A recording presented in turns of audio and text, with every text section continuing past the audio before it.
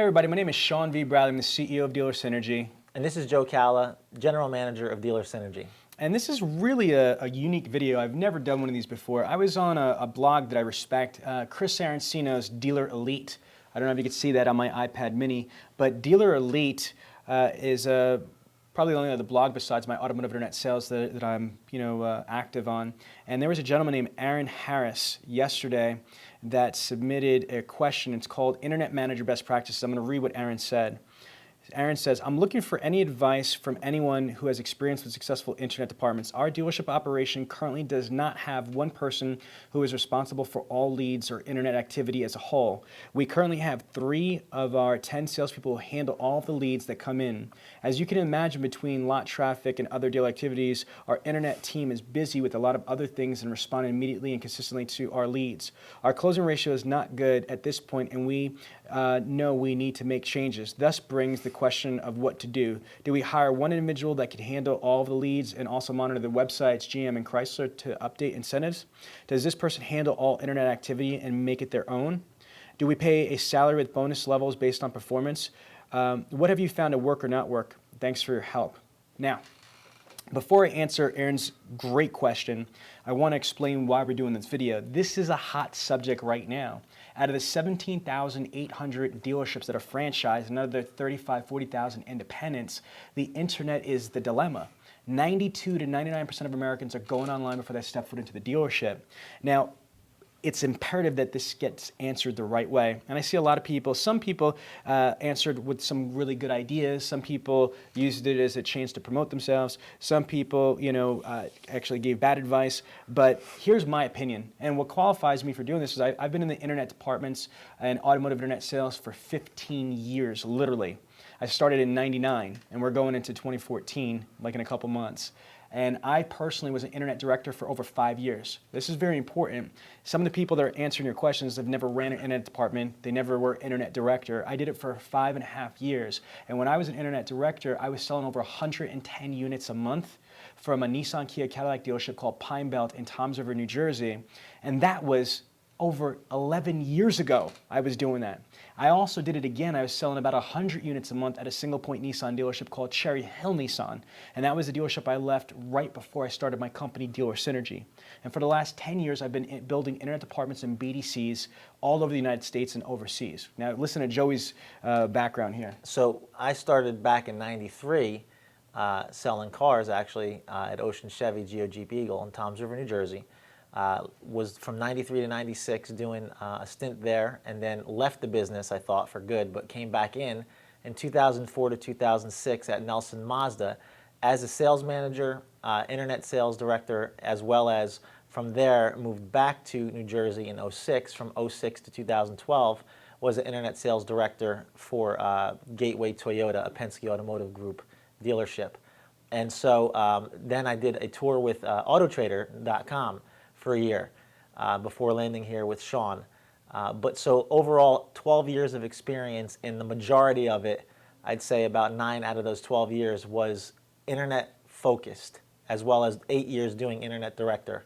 So I have sat on that side of the desk and ran a department, so I can speak to this. But you ran a department, the Nelson Mazda, from 7 units to 80 units on the cover of Digital Dealer magazine. And how many units did you do at the Penske store? When I left, we were up to 150 units a month, and that was actually out on of the a internet. trailer. Yeah, that was out of a trailer 150 internet deals. Because we were in the middle of a building project. So Aaron, we're not trying to pitch you anything. We just want to state our experience level.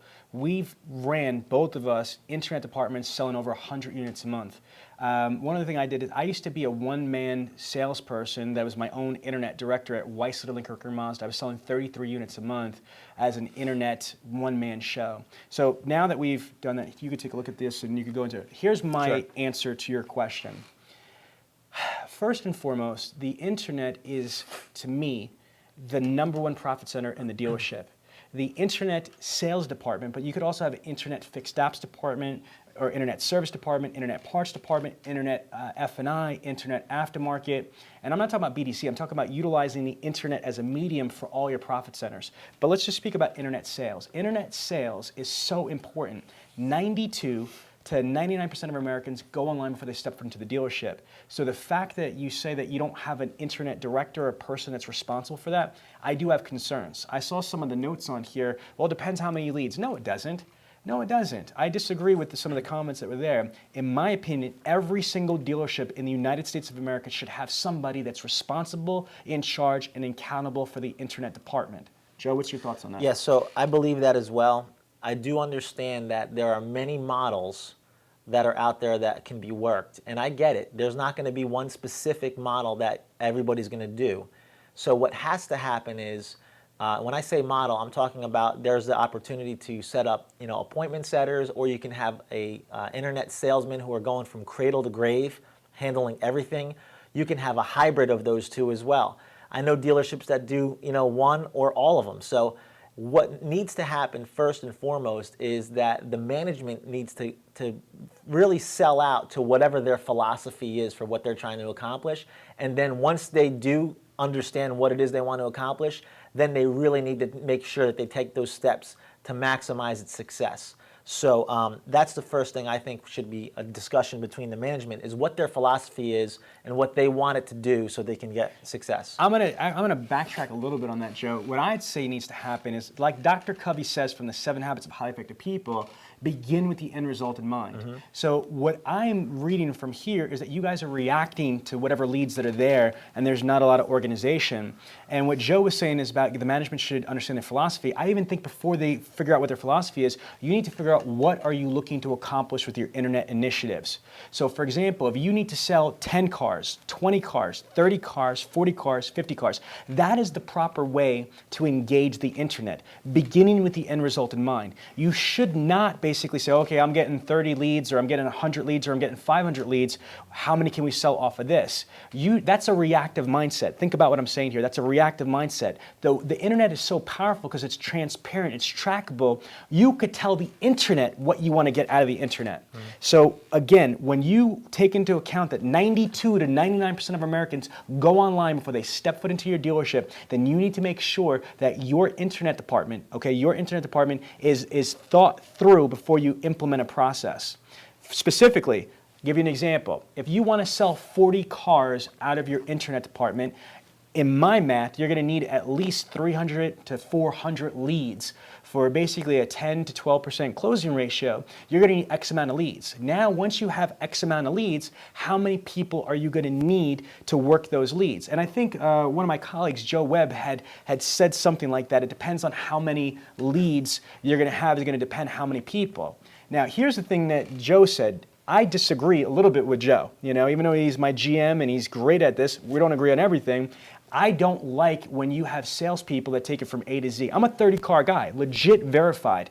And again, if you had about 5 of me and you had 500 leads coming through, what happens, like you said in your own email, Aaron, what happens when you're doing a product presentation, demo drive, delivery, it's your day off, it's your shift off, or you're doing other tasks? Those leads just sit there. Mm-hmm. So I've never been a fan of the one-person show or from the cradle to grave. I've done both.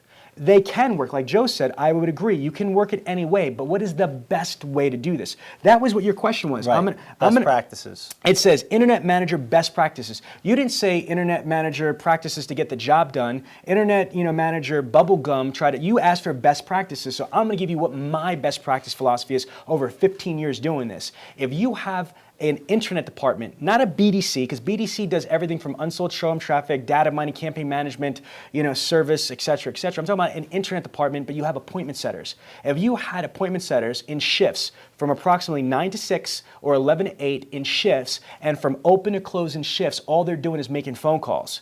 Phone calls lead to connections, which leads to appointments, which leads to confirmations, which leads to shows, which leads to sales. So try to imagine how much more effective your department would be if you had X amount of coordinators. And that depends how many coordinators, depending on how many leads you're going to have, which means how many cars you want to sell. Do you see how it's a cause and effect type strategy? So again, your salespeople in that model would be able to still do their daily activities. Now, this is very important. I just did a webinar that was posted on Dealer Elite, how to sell 30 cars a month and sell, how to sell 30 cars a month and make over $120,000 a year. There's 8 ways that a showroom sales consultant could make money and deliver cars. 8 ways. You have walk-ins, you've got be-backs, you've got internet ups, you've got phone ups, you've got prior customers, you've got referrals, you've got service conversions, and you've got the lost art of prospecting. Prospecting could be everything from social media, networking, digital marketing, the old school ways, etc. So follow me on this. How in the world can a sales professional that is commission-based benefit from all those 8 things? Again, walk-ins. 7, we'll leave the internet out for a second. Maximizing walk-ins, maximizing be-backs, maximizing service conversions, maximizing your prior customers, maximizing your referrals, maximizing, again, you kind of get what I'm getting at right here. How could you do all that and work all the leads? The answer is you can't do it effectively. Either the internet leads suffer or what?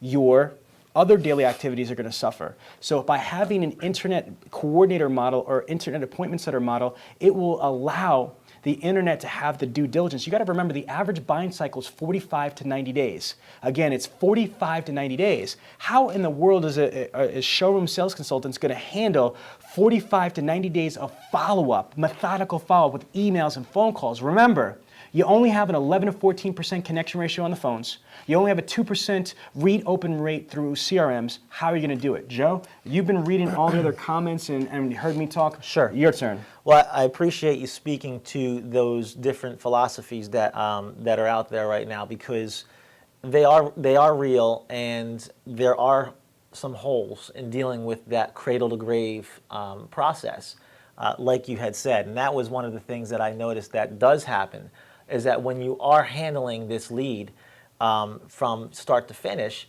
then you do have the opportunity to let things sit and get undone, because you're handling, especially if you're covering everything. You're answering the lead, you're making the phone calls, you're reaching out to these people. Then when they show up, they're going to, again, what? Ask for you. So you're going to have to do a demo, a test drive, sit down, go through the numbers. And while all this is going on, and the car deal can take sometimes two to 4 hours sometimes, depending on how much interaction is going on.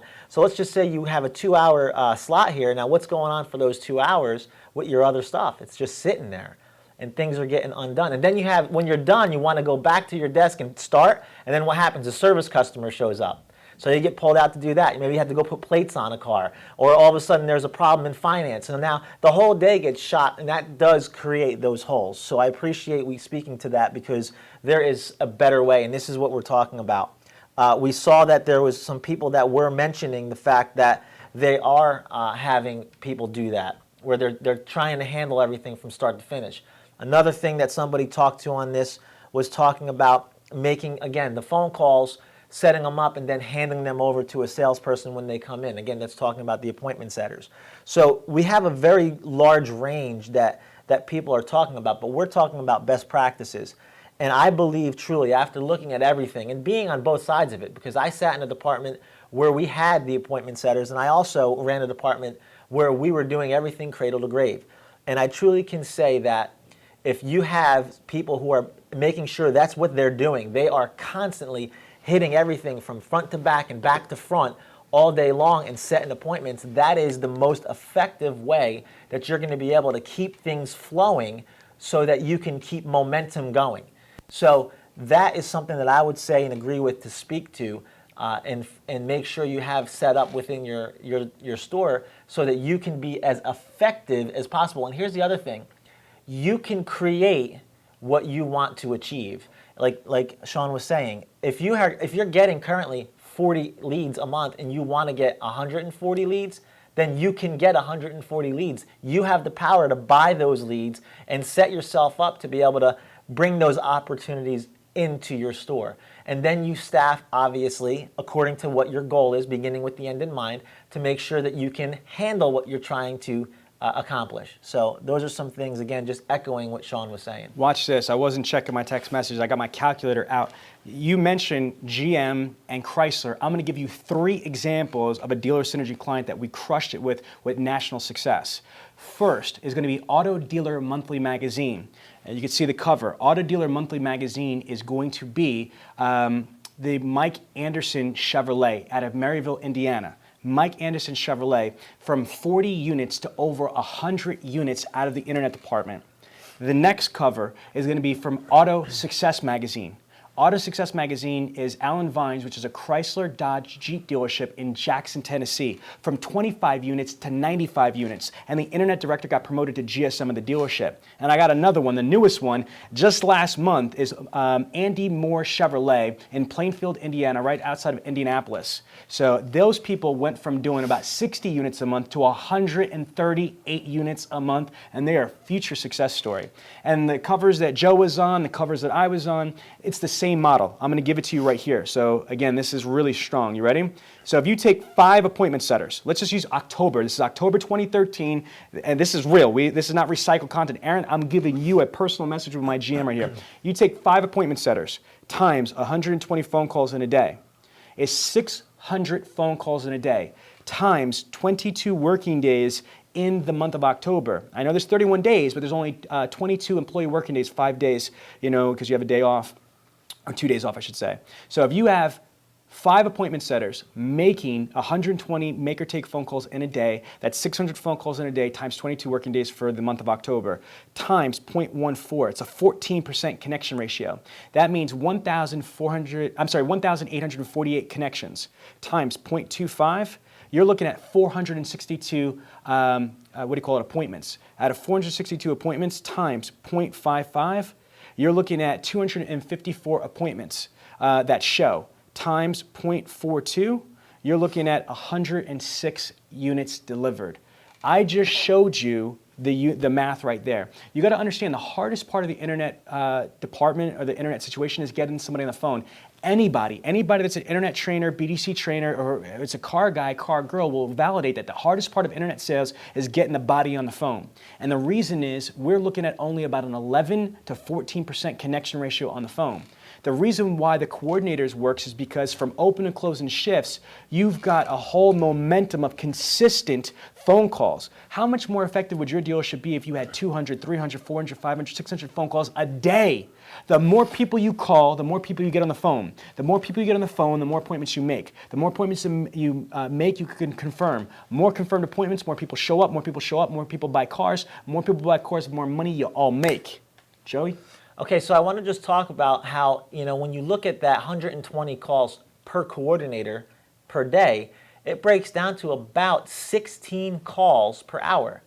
When you look at it like that, it's really not that bad. And don't forget, you're going to probably connect about 11 to 14% of those calls. So a lot of that is going to be leaving voicemails. But it's so important to make sure that you're making that call volume. Because the more calls you're making, and again, the more opportunities you have to connect, the more opportunities that you do have to connect, the more opportunities you have to make appointments. If you make more appointments, you make more confirmations, more shows, more sold. So at the end of the day, the appointment setters are making more money, the salespeople are making more money, and the dealership is making more money. So when you break it down into those small pieces like that, that will help create an understandable goal for you to get to without making it look like it's so large and you can't achieve it. Wow. Listen, I want to bring it home by just saying this. You have to make sure that it makes sense. A lot of times, we think that we're doing a good job, we're working hard, but how often have you turned around and in a day, just you, Aaron, yourself, or anybody watching this video, that you're like, oh my gosh, I can't believe it's 5 o'clock, I can't believe it's 9 o'clock, you got nothing done. Just because you're working hard by doing all this stuff doesn't mean that you're working the most efficiently and you're working the smartest way possible. And I mean that with all respect. Now, the other question you said is what the pay plan should be.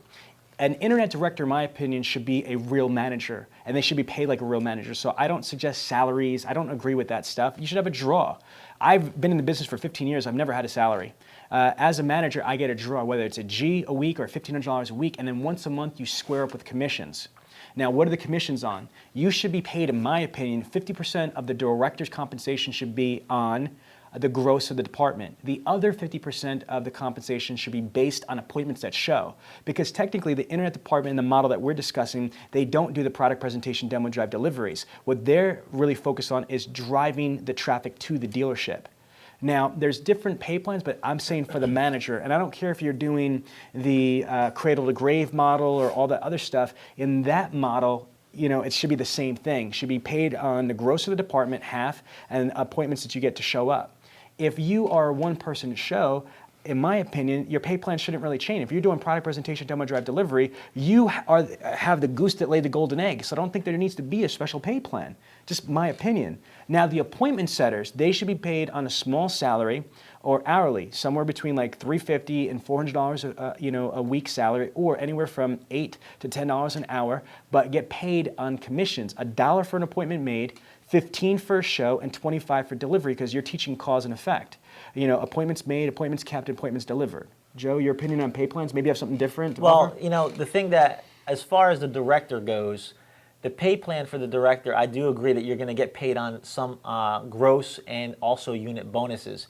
I do have a strong feeling that you should have some of a salary. And I say that because you're going to be doing a lot of reports, you're going to be doing stuff that is beyond, when you're managing the entire team, beyond the norm, because your accountability and the standard that you're holding in there is much higher, because it's much more trackable and it's much more measurable. So a small salary, I'm all right with, and a draw, because that's what we had. We had a salary and a draw, and the draw came against. So I was at $600 a week on salary, and then I'd get the draw of $400 additional. So I was at $1,000 total a week, and I'd draw $400 a week on top of the $600, and then out of my commissions, it would get paid back. So that's where I was at. Again, that's up to where you want to go as far as what your story is, and you can work that out with your GM. But I do believe that a salary is okay to have in that director position. If you're going cradle to grave and you're doing everything and you're just doing an internet manager's mentality where you're just answering leads and all that stuff, then you work the pay plan similar to what's on the floor. That's what and that's how we did it. One thing I want to add, and we're going to close on this note, is that this is all predicating having the right people. Because I don't know about your dealership, but there's a lot of GMs and dealer principals I speak to on a daily basis, and they have an aversion to appointment setters because they've had a bad experience somewhere. Oh, hell no, I'm not having those people. I'm not talking about telemarketers. I'm not talking about the parts manager's daughter. I'm not talking about the receptionist that you repurpose. I'm talking about people that have got great phone communication skills, people that you could train in outbound phone call process, inbound phone call process, qualifications, objections, rebuttals, and a myriad of different communication engagement, tactics. We're talking about real phone sales professionals, internet sales coordinators, not BDC reps, not really bad stigma people. And the internet director, it has to be the right internet director. It has to be somebody that's capable of being a real manager or was a real manager. If you turn on and you're going to put somebody that you're about to blow out on the showroom floor and make them the internet director, there goes your problem. So again, you're talking about best practices. It really starts with having the vision that Kala had said, beginning with the end result in mind. What is the philosophy? And what I said is, what is your goal? How many cars you want to sell from the department, or how many cars you want to net incrementally increase from the overall store? After you've got that model of, after you have that vision, then you could create the model of how many leads you're going to need and how many qualified bodies you're going to need. And then you need to have an operating protocol.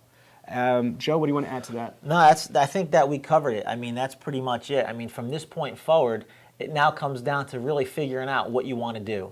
And if you want to talk to us, I mean, we can talk. I mean, we can go further. If you'd like to go ahead and give us a shout, you can either email us or you can call us. But we're here for, this is what we do. For free. We have no problem giving you a free strategy session. Again, no obligations.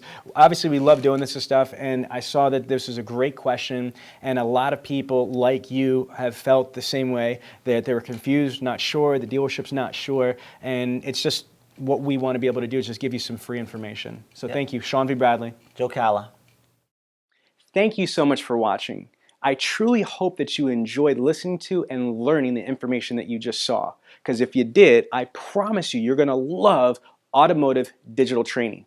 So do me a favor, go to automotivedigitaltraining.com and take a look.